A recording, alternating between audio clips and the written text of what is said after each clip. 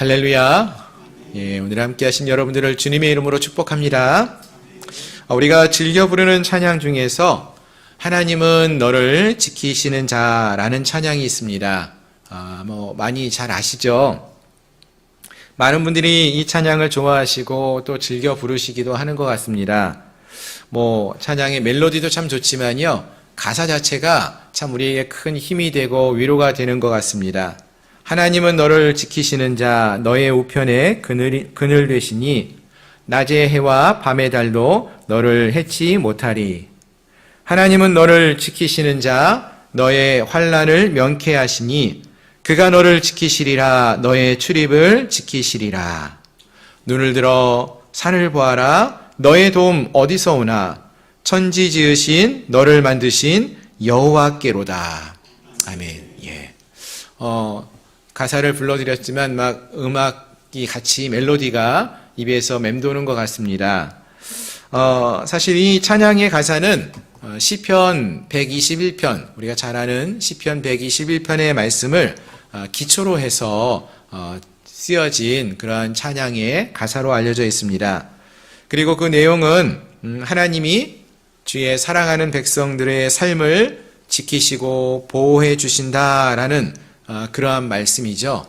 좀 어려운 말로는 하나님이 섭리해 주신다 이렇게 말할 수도 있을 것 같은데요.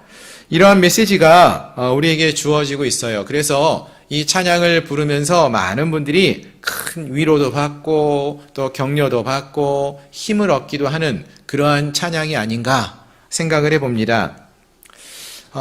그런데 또 한편으로 생각해 보면은요, 이 찬양을 우리가 이렇게 좋아하면서 간절히 부르는 이유 중에 하나는 실제 우리가 살아가고 있는 현실의 삶을 돌아보면은 참 이렇게 하나님이 좀 돌보아 주시고 지켜주시고 함께 해주지 않으면은 절대로 안 되는, 그렇게 힘들고 어려운 시간들을 우리가 많이 보내고 있기 때문에 하나님 제발 좀 우리를 지켜주십시오. 우리가 이 힘든 곳에서 우리를 좀 도와주십시오. 이러한 바람이 이 찬양 속에 담겨져서 우리가 또 많이 부르고 있지 않는가 하는 생각도 해볼 수 있습니다. 그래서 많은 분들이 이 찬양을 부를 때 기쁨의 감격으로 이 찬양을 부르기도 하고, 또 어떤 분들은 정말로 힘들고 어려워서 제발 하나님 좀 그렇게 좀 해주십시오, 지켜주십시오, 보호해 주십시오 하는 마음으로 눈물로 이 찬양을 부르는 것은 아닌가 하는 생각도 해봅니다. 그렇습니다. 사실 우리가 삶을 살아가다 보면은 우리들도 몸이 아플 때도 있고요. 또 재정적으로 어려움을 겪기도 하고요. 가정 안에서 여러 가지 어려움들이 생겨서 삶 속에서 여러 가지 어려움들이 정말로 우리가 감당하기 어려울 정도의 시련을 겪게 되면서 정말 하나님이 살아계신 거 맞는가 하는 그런 생각이 들면서, 또 하나님이 정말 살아계시다면은 우리를 지켜주셔야 되는 거 아닌가 하는 그러한 생각이 질문이 들 때가 종종 있습니다. 우리만 그런 것은 아니고요. 성경 시대에, 특별히 오늘 우리가 함께 살펴보게 될 이 말라기 시대가 그러한 백성들이 이러한 질문을 던지면서 살았던 그러한 시대로 알려져 있습니다. 오늘 본문의 배경이 되는 말라기 시대에 살았던 이스라엘 백성들 역시 그러한 마음을 품고 있었다라는 것이죠. 그래서 오늘 본문의 말씀을 보시면은, 특별히 2절 말씀을 보시면은 이들이 이러한 질문을 던집니다. 하나님께서 이들을 사랑하신다라고 말을 했는데, 주께서 어떻게 우리를 사랑하셨습니까? 언제 우리를 사랑하셨습니까? 사랑하기는 하십니까? 정말 우리를 사랑하기는 하십니까? 우리가 이렇게 아픈데, 우리가 이렇게 힘든데 사랑한다면서 왜 우리를 돌보지 않습니까? 이런 질문을 던지곤 한다는 것이죠. 어떤가요, 여러분? 우리도 혹시 믿음의 삶을 살아가면서 이와 비슷한 질문을 던져본 경험은 없으십니까? 이런 의문이 우리의 마음속에 생겨나고 있지는 않으셨습니까? 오늘 이 시간에 오늘 본문의 말씀, 이 말라기서의 말씀을 함께 우리가 살펴보면서 이들 이스라엘 백성들이 던졌던 질문, 또 우리가 종종 우리의 마음속으로부터 던져왔던 이러한 질문에 대한 답을 한번 찾아보면서 함께 은혜를 나누는 그러한 시간이 되기를 소망합니다. 자, 먼저 오늘 이 말라기가 그럼 어떠한 시대를 배경으로 하고 있는지를 잠시 생각해 보면 좋겠는데요. 이 말라기가 살았던 이 시대, 또 말씀을 전했던 이 시대는 한마디로 말한다면은 소망이 사라져버린 시대, 이렇게 말할 수 있을 것 같습니다. 소망이 없는 시대였죠. 당시 사회는 일반 백성들이나 또 이 백성들을 바르게 이끌어야 할 책임이 있는 지도자들, 제사장들, 이런 사람들이 모두 다 타락해져 있는 죄 가운데 있었던 소망 없는 그러한 시대이기도 했습니다. 그래서 어찌 보면은 예전에 사사기 시대 있죠. 사사기 시대처럼 모든 사람들이 자기의 소견에 옳은 대로 행하면서 악을 행하고 있었던, 악이 만연해 있었던 그러한 시대처럼 보이기도 합니다. 그리고 하나님이 많은 것을 지적을 해주시는데도 불구하고 내가 언제 죄를 졌냐고 오히려 뻔뻔하게 완악한 마음으로 또 죄에 대해서 무감각하게, 그게 무슨 죄인가 하는 생각으로 이 정도는 괜찮은 거 아닌가, 이런 생각으로 삶이 살았던 그러한 시대가 이 말라기 시대라는 생각을 해봅니다. 예배 드리고 있고 제사 드리고 있는데 뭐가 문제인가? 중심으로 제사를 드리지 않는 것을 하나님이 지적하시는데 그래도 우리 제물도 드리고 예배도 드리고 있어요. 문제 없어요. 이렇게 생각하는 그러한 완악한 시대, 죄에 대해서 무감각한 시대, 자기들이 악을 행하면서도 전혀 죄책감을 느끼지 못하고 있는 그러한 시대가 이 시대였다라는 것입니다. 그래서 참 이 시대가 소망이 없는 시대다, 이렇게 말할 수 있을 것 같고요. 또 하나, 무엇보다도 이 시대가 소망이 없었던 이유는 이 말라기서가요, 구약 성경에서 보면은 위치가 어디에 위치하고 있죠? 가장 마지막에 위치하고 있는 책이에요. 그렇죠? 순서만 마지막이 아니라 역사적으로 시간순으로 봐도요, 구약시대의 가장 마지막 시대를 살았던 선지자가 말라기라고 생각을 합니다. 그리고 이 말라기서 이후에 약 400년간 예수님이 이 땅에 탄생하기 전까지 약 400년간 침묵기라고 하나님이 말씀하지 않는 그러한 시대가 주어지게 됩니다. 이 400년이란 긴 시간 동안 하나님이 아무 말씀이 없는, 정말 소망이 없는 그런 시대가 된다는 것이죠. 여러분 혹시 산 좋아하시나요? 등산을 좀 다녀보시나요? 등산할 때 가장 힘든 것 중에 하나가 뭔지 아십니까, 여러분? 저기 보이는 저 꼭대기를 올라가려고 하는데 그 꼭대기가 가깝습니까? 뭡니까? 보이는 건 가까운데 올라가기에는 멀어요. 근데 제가 산을 옛날에 탔어요. 예. 북한산 말고 예전에 지리산을 가봤었거든요. 지리산은요, 북한산은 이제 한번 그날 당일날 올라갔다 내려올 수 있는데 지리산 같은 경우는 보통 2박 3일, 3박 4일 종주를 해요.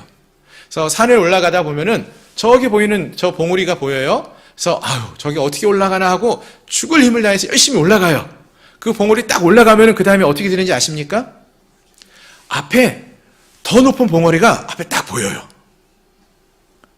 이 산을 하나만 타고 내려오는 게 아니라 2박 3일 동안, 3박 4일 동안 타요. 그러니까 앞에 산이 있고 그 뒤에 또 산이 있고 그 뒤에 또 산이 있어요. 처음에 한두 번은 정말 힘을 다해서 이 봉우리만 넘으면 그 다음에 내리막길이겠지 하고 올라가 보면은 또 앞에 봉우리가 있고 거길 넘어가야 돼요. 또 거길 넘어가면 그 다음에 또 봉우리가 있어요. 하루쯤 그렇게 가다 보면은요, 나중엔 포기를 합니다. 저거 올라가도 또 넘어가야 될 게 있을 거야. 예. 그러다 보면 정말 지치고 힘이 빠지기가 쉬운 것이 그럴 때인 것 같아요. 아무리 힘이 들어도요, 이 고비만 넘어가면은 무엇인가 소망이 있다라는 그런 확신이 있으면은요, 그 순간을 어떻게든 견뎌내고 이겨내서 그 순간을 넘어설 수 있을 것입니다. 하지만 이게 자꾸 반복돼요. 하나 고개를 넘었는데 또 앞에 산봉우리가 있고, 그걸 하나 넘었는데 또 있고 하면은 낙심도 되고 지치기도 하고, 아이고 이제 더 이상 못 가겠다 이런 생각도 든다는 것이죠. 전혀 소망이 보이지 않는 인생의 어찌 보면 끝없는 터널을 지나게 될 때, 그때가 정말로 소망이 없이 인생을 살아가게 되는 그러한 때, 가장 지치기 쉬운 그러한 때가 아닌가라는 생각을 해봅니다. 우리의 삶 속에서도, 특별히 우리가 신앙생활을 할 때도 그러한 순간들이 참 많이 있는 것 같습니다. 열심히 신앙생활을 하다가 보면은 힘들고 어려운 시련의 시간이 닥쳐오게 되고, 그걸 견뎌냈는데 또 한 번 그런 일을 경험하게 되는 그러한 순간들, 아마 그 순간들이 가장 힘든 시간이었을 텐데요. 오늘 이 말라기서의 배경이 되는 시대는 사실 그러한 시대였어요. 오늘 본문에 등장하는 이 유다 백성들은요, 사실 잘 아시는 것처럼 이 말라기서는 유다가 멸망하고 바벨론 땅에 포로로 잡혀간 다음에 거기서 귀환을 한 이후의 이야기입니다. 이들이 바벨론 땅에 포로로 잡혀갔었을 때만 하더라도 어떠한 상황입니까? 힘들고 어려운 상황이었죠. 예. 나라도 없고 포로로 잡혀갔으니 그 삶이 얼마나 힘들었겠어요. 그러나 그때 이들에게는 적어도 소망이 있었어요. 하나님이 약속하신 말씀이 있었어요. 70년이 지나면은 다시 너희가 예루살렘으로 돌아갈 것이다 라는 약속의 말씀이 있었어요. 그래서 이 70년 후에 다시 예루살렘으로 돌아갈 것이라는 소망을 품고 그 시간을 인내하고 견뎌내고 믿음으로 살아간 사람들이 있었다는 것입니다. 그런데 지금 이 말라기서는요, 어떤 시대입니까? 이미 돌아왔어요. 근데도 이들의 삶 속에는 소망이 없어요. 왜냐하면은 이들은 이미 바벨론에서 귀환을 했지만 이들에게 주어진 현실은 바벨론 땅에서 포로 생활을 할 때보다 더 힘들고 어려운 그러한 삶을 사는 시대가 이 시대였다는 것입니다. 잘 아시는 것처럼 에스라 느헤미야 시대 때 예루살렘 성이 어땠습니까? 수십 년 만에 돌아온 예루살렘 성 보니까 처음 기대했을 때는 이들이 예루살렘 돌아가기만 하면은 다시 다윗 시대, 솔로몬 시대처럼 정말 그렇게 휘황찬란한 시대를 살 거다라는 생각을 했는데, 돌아가 보니까 성벽도 없고요, 성전도 무너져 있고요, 이방에서 많은 민족들은 호시탐탐 이들을 공격해 오고요, 정말로 힘들고 어려운 시대가 계속 되어지고 있었다는 것입니다. 이러한 시대가 1, 2년이 아니라 10년, 20년이 아니라 앞으로 400년간 계속 된다는 거예요. 그러니 얼마나 소망도 없고 지치는 그러한 삶을 살게 되었을까요?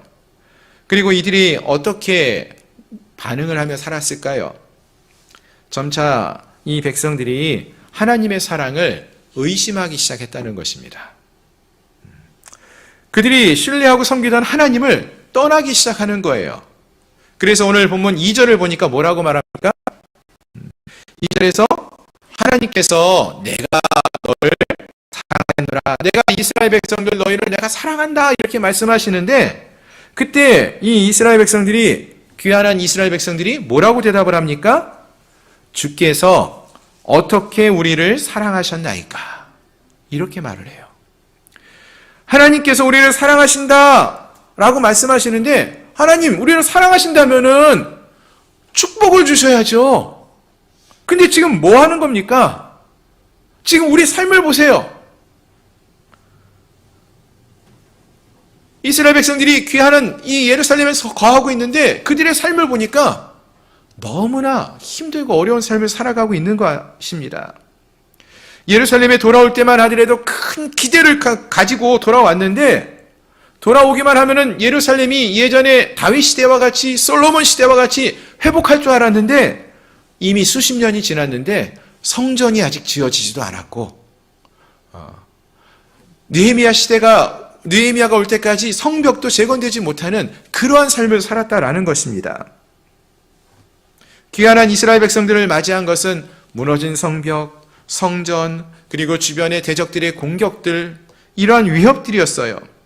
그러니 이들이 뭐라고 말합니까? 하나님 축복해 주신다더니 이게 축복입니까? 하나님 우리를 사랑하긴 하십니까? 이렇게 말하는 것입니다. 우리를 이곳으로 하나님이 이끄셔서 더 고생만 하는 거 아닙니까? 어디서 많이 들어본 이야기 같지 않습니까, 여러분? 예수님 믿으면 어떻게 된다고 해요? 복 받습니다. 아멘? 이것조차 이제 아멘이 안 나오면 안 되는데요. 예수님 믿으면 복 받습니다. 아멘? 네, 복 받으셨나요? 조금 약한 것 같은데. 예수를 믿으면은 복을 받습니다. 우리가 그것을 믿고 예수를 믿어요. 근데 실상은 더 힘든 것 같아요. 고단한 인생인 것 같습니다. 뭐 나아지는 게 별로 없어 보여요? 그렇지 않습니까? 즉 우리를 사랑한다고 하면서 70년간 바벨론 땅에서 포로로 잡혀 살게 하시더니 이제 돌아와서 우리의 삶을 보니까 오히려 포로로 있었을 그 시간이 더 나은 것 같이 여겨지는 그러한 삶을 살고 있다는 거예요. 우리에게도 이런 의문이 생기지 않습니까? 예수를 믿기만 하면은 회사에서 승진도 잘할 것처럼 생각했고 세상에서 성공하는 복을 받을 줄 알았는데 성공은 고사하고 믿지 않는 사람들보다 믿는 사람들의 삶의 모습이 어떠해요? 더 고단한 삶, 힘든 삶을 살고 있다. 이런 생각이 들지 않습니까? 그럼 어떤 마음이 드십니까? 하나님, 정말 하나님 살아계시나요? 살아계시다면 어떻게 우리한테 이럴 수 있습니까? 이런 질문을 우리가 하지 않느냐라는 거예요. 말라기 시대 백성들처럼 하나님께 원망의 소리를 내고 있지는 않습니까? 근데 여러분, 생각해 보면요, 우리가 언제 이런 원망의 소리를 우리 입술에서 내뱉게 되는지 아십니까? 우리의 믿음이 흔들릴 때예요. 주님과의 관계가 멀어지면 멀어질수록 그런 고백이 원망의 소리가 많아집니다. 우리의 신앙이 흔들릴 때 나타나는 특징 중에 하나가 우리의 입술과 우리의 삶에서 감사가 사라지고 원망의 소리가 나타나기 시작한다는 것이죠. 사실 상황과 환경만을 본다면요, 크게 달라진 건 없어요. 이스라엘 백성들이 처음에 바벨론 땅에서 예루살렘에 귀환하였을 때 생각해 보면은요, 예루살렘 성이 정말로 황폐해져 있었습니다. 그럼에도 불구하고 그 예루살렘 성에서 성전에 기초를 놓을 때 많은 백성들이 그 기초를 놓는 걸 보면서 눈물을 흘리며 기뻐했어요. 너무 기뻐서 눈물도 흘리고 막 기뻐했다라고 했습니다. 또 느헤미야가 돌아와서 대적들의 방해 속에서요 52일 만에 성벽을 재건했잖아요. 그때 얼마나 많은 핍박이 있었습니까? 그럼에도 불구하고 52일 만에 성벽을 재건하고 너무나 감격하여서 수문학 광장에 모여서 말씀 사경회를 열지 않습니까? 기뻐하며 찬양하고 말씀을 들으며 울며 회개하며 그런 찬양의 성령의 역사가, 말씀 사경의 역사가 있었다라는 것입니다. 즉 말라기 시대 때보다 그때는요 더 힘들고 더 어려움 속에 처해 있었을 때예요. 오히려 지금 말라기 시대는 성전도 어쨌든 에스라 시대 이후니까 재건되어 있고요, 성벽도 만들어져 있어요. 느헤미야 시대 그 이후 쪽이거든요. 그럼 그때보다는 나은데 오히려 상황은 더 안 좋은 것처럼 불평과 불만이 더 많아지고 있다는 것입니다. 오히려 더 힘들고 어려운 상황 속에서 하나님께 감사를 고백하고 찬양했던 자들인데 시간이 지나면서 언제부턴가 하나님을 떠나가면서부터 이 입술이 감사가 사라지고 찬양이 사라지고 기도가 사라지고 원망과 불평과 이런 것들로 채워지고 있었다라는 것입니다. 그래서 사랑하는 성도 여러분, 요즘 우리의 입술은 어떤가요? 요즘 우리의 입술에서 나오는 소리가 어떤 소리가 많이 들립니까? 주여 감사합니다. 이런 고백이 지금 많이 들리시나요? 다른 사람들이 하는 얘기 말고 내가 고백하는 이야기가. 어떤 이야기가 많이 들리십니까? 바라는 것은요, 우리 성도님들의 입술에서 감사가 더욱더 많이 고백될 수 있기를 소망합니다. 눈에 보이는 상황 때문이 아니라 믿음으로, 하나님을 믿음으로, 하나님이 행하실 일들을 기대하며 소망하며 믿음으로 감사를 고백할 수 있기를 바랍니다. 우리가 너무나 잘 아는 감사의 기도, 감사의 고백이 우리 손양원 목사님의 감사의 고백 잘 아시죠? 손양원 목사님이 그 두 아들을 공산당원에게 죽임을 당합니다. 그리고 나서 그 장례식에서 목사님이 다음과 같은 9가지의 감사를 고백합니다. 제가 잠깐 읽어드릴게요. 나 같은 죄인 혈통에서 순교의 자식이 나게 하셨으니 주께 감사합니다. 두 번째, 허다한 많은 성도 중에서 이런 보배를 주께서 내게 맡겨주셨으니 감사합니다. 삼남 삼녀 중에서도 가장 아름다운 두 아들, 맏아들과 둘째 아들을 바치게 하시니 감사합니다. 두 아들 장례식 때 하는 고백이에요. 한 아들의 순교도 귀하거든 두 아들이 함께 순교하였으니 더욱 감사합니다. 예수 믿다가 제 명대로 다 살고 편안히 자리에 누워 죽는 것도 큰 복이라 하거늘 전도하다가 총살 순교 당하였으니 감사합니다. 미국 가려 준비하던 내 아들, 미국보다 더 좋은 천국 갔으니 내 마음 안심되어 감사합니다. 내 두 아들을 총살한 원수를 회개시켜 내 아들 삼고자 하는 사랑하는 마음을 주신 하나님께 감사합니다. 손양원 목사님이 두 아들을 총살시켜 죽인 아들을 양자로 삼으셨거든요. 그렇게 할 수 있게 하신 것도 하나님께 감사하셔요.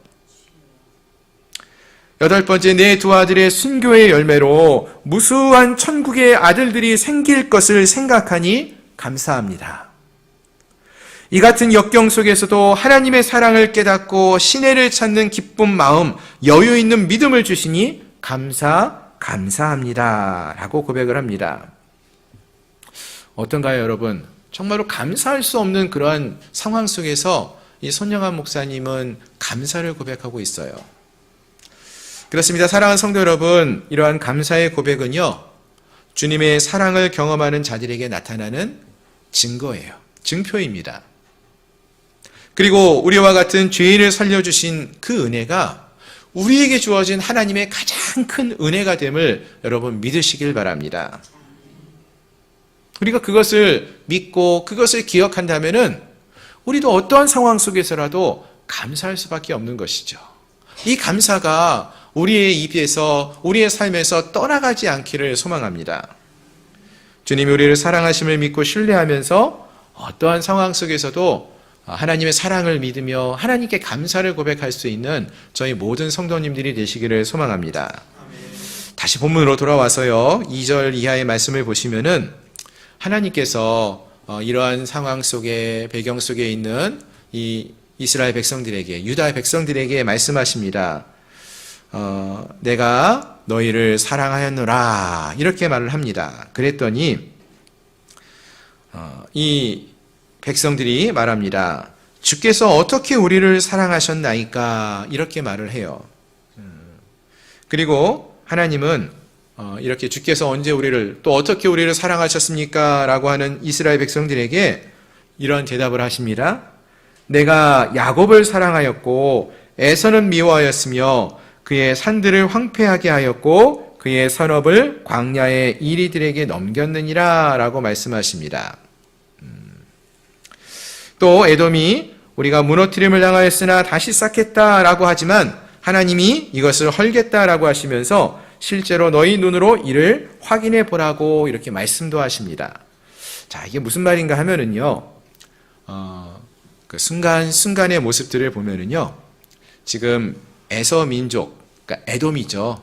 에서의 후손인 에돔이 하나님의 백성이라고 일컬어지는 이스라엘 백성들보다 어떤 면에 더 번창해 보이고 더 잘 살아가는 것처럼 보입니다. 그런데 하나님께서는 누구를 더 사랑한다고 하셔요? 야곱을, 그러니까 이스라엘 백성들을 더 사랑한다고 말씀하시거든요. 이스라엘 백성들이 우리를 무슨 사랑하십니까? 이렇게 말하니까 봐라, 내가 에서는 미워하였고 야곱은 사랑했다. 에돔 민족보다 너희를 더 사랑하지 않았느냐 이렇게 말씀하셔요.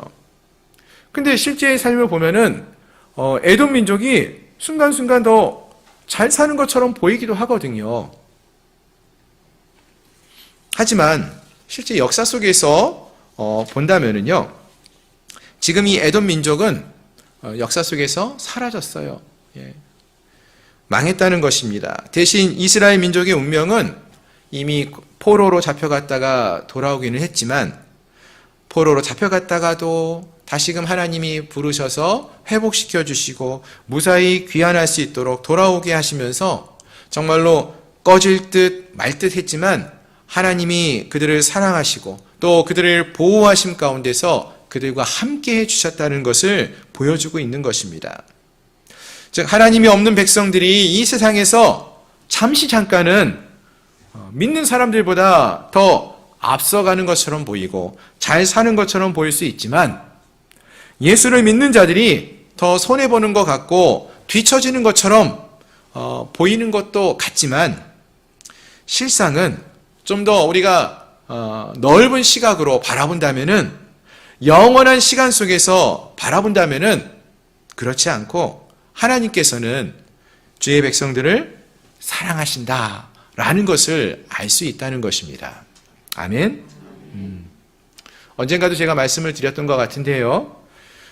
여러분 중국 홍콩 무협 영화 또는 007과 같은 첩보 영화 보시면 어떻습니까? 영화 속의 주인공들이요, 힘들고 어려운 그런 순간들을 많이 겪습니다. 여러 번 죽을 뻔한 고비도 있어요. 그러나 영화는 기본적으로 권선징악이에요. 그래서 악이 멸망하고 선이 이겨요. 그래서 저는 그런 영화를 보는 걸 좋아하는데, 그 이유는 중간중간에 이 주인공이 정말 총에 맞기도 하고 칼에 찔리기도 하고 다리가 부러지기도 하고 이런 정말로 죽을 위기를 여러 번 넘긴다 할지라도 주인공은 그 순간을 모두 이겨낸다는 거예요. 그래서 저는 왜 주인공을 저렇게 막 다치게 하고 고통받게 하고 힘들게 하는가, 이렇게 하면서 감독을 막 욕하면서 영화 보지 않습니다.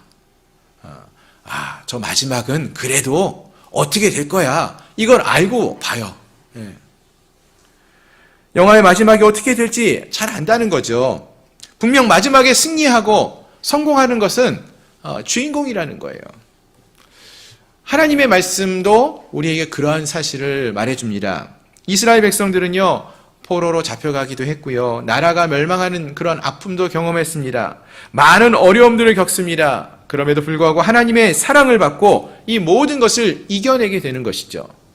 그래서 지금 이 말라기 시대에 이스라엘 백성들이 예루살렘에 돌아와 있고, 또 그 이후에도 이들을 통하여서 예수 그리스도가 탄생하게 되는 그러한 축복까지 누리게 되지 않습니까? 물론 잠시 잠깐은 에돔이라는 나라가 더 잘 나가고 있는 것처럼 보이지만 한순간이라는 것이죠. 하나님을 떠난 백성들은 곧 사라질 수밖에 없는 그러한 존재라고 한다면은, 하나님이 사랑하는 백성들은 하나님이 지키시고 인도해 주신다라는 것입니다. 따라서 오늘 우리가 하나님이 말씀해 주시는 이 말씀, 내가 너를 사랑하노라 하는 이 말씀을 우리가 마음에 새길 수 있기를 소망합니다. 그 말씀을 믿을 수 있기를 소망합니다. 붙들 수 있기를 소망합니다. 하나님이 오늘 함께한 여러분들을 어떻게 하신다고요? 사랑하십니다. 아멘. 지금 현실의 상황을 보면은 여전히 힘들고 고단한데도 여러분을 하나님이 사랑하심을 믿으십니까? 아멘. 예. 하나님이 여러분을 사랑하신다라고 말씀하셔요. 계속되는 반복되는 여러 가지 힘들고 어려운 순간들이 주어질 수 있지만, 그럼에도 불구하고 하나님은 그 상황 속에서도 우리를 붙들어 주시고 반드시 이끌어 주실 것임을 믿으시기를 바랍니다. 지금 우리의 모습이 때로는 정말 하나님이 우리를 사랑하는 것이 맞는지 의심이 드는 상황일 수 있어요. 그러나 주님은 분명하게 말씀하시죠. 내가 너희를 사랑하였노라. 그리고 지금도 사랑하신다라고 말씀하십니다. 그 하나님께서 우리를 지켜주시고 보호하여 주시고 함께 하시면서 그 순간순간들을 이끌어 가실 것을 믿으시길 바랍니다. 그런 우리에게 필요한 것은 그 하나님의 말씀을 붙들고 현실 속에서 환난을 바라보는 것으로 끝나는 것이 아니라 그 위에서 역사하시는 하나님의 약속의 말씀을 붙들고 믿음으로 나아갈 수 있는 그러한 우리 모든 성도님들이 되시기를 주님의 이름으로 축원합니다. 우리가 잘 아는 이야기 중에 모래 위에 남은 발자국 이야기가 있습니다. 한 사람이 꿈을 꾸는데 인생의 순간들을 걸어오는 순간들이 있었습니다. 근데 그 순간순간마다 혼자 그 고난의 길을 걸어왔다라고 생각했는데 멀리서 믿음의 눈을 가지고 돌아보니 그 고난의 길을 우리 주님이 함께 걷고 계셨다는 것입니다. 그리고 어느 한순간 발자국이 2개가 있다가 어느 한순간 발자국이 하나만 남아 있어서 하나님, 저 순간은 내 인생이 가장 힘들었던 순간인데 어떻게 저 순간은 발자국이 하나밖에 없습니까? 하나님 그때는 어디 계셨습니까? 이렇게 질문을 했더니 하나님께서 그 순간은 그 사람을 안고 업고 걷고 계셨다라고 말씀하셨다는 거죠.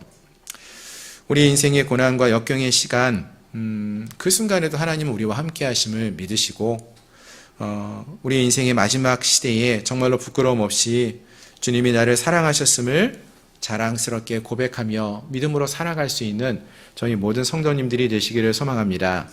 하나님이 이 말씀을 주시는 이 말씀, 내가 너희를 사랑하였노라. 이 말씀을 우리가 믿음으로 받고 또 그 하나님이 우리의 하나님이 되심을 믿으며 끝까지 하나님을 향한 이 믿음의 고백이 흔들리지 않는 그런 믿음의 삶을 살아가시는 저희 모든 성도님들이 되시기를 주님의 이름으로 축원합니다.